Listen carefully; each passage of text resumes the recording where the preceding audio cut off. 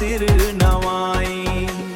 जय हो माँ चंद्रहासिनी, सुख के जोत जलाथस, दुखिया मन के अंधियारी लपन कृपा ले मिटाथस। पहाड़ ऊपर मंदिर तोर चमके जैसे चंदा, दूर दूर ले भक्त मन आवो है लेके माया के धंधा। नारियल चुनरी चढ़ावे अर्जी अपन सुनावे, तोर दरबार मायावत ही सब दुख पीरा भगावे। तोर दरबार मायावत ही सब दुख पीरा भगावे।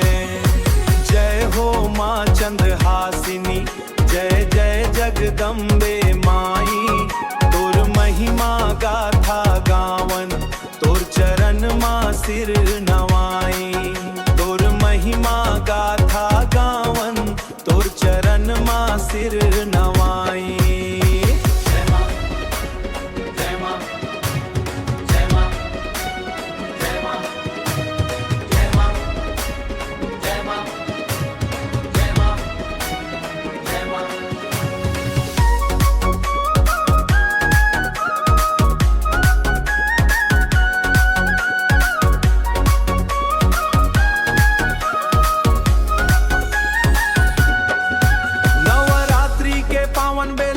जोत हजारों जले, माँ के जयकारा गूंजे, भक्ति रंग सब माँ घुले।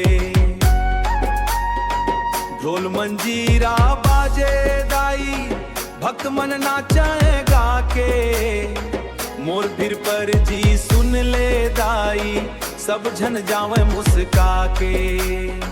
भक्ति के दीप जलाए रखूं ऐसन वरदान दे दे। जय हो माँ चंद्रहासिनी, जय जय जगदम्बे माँ।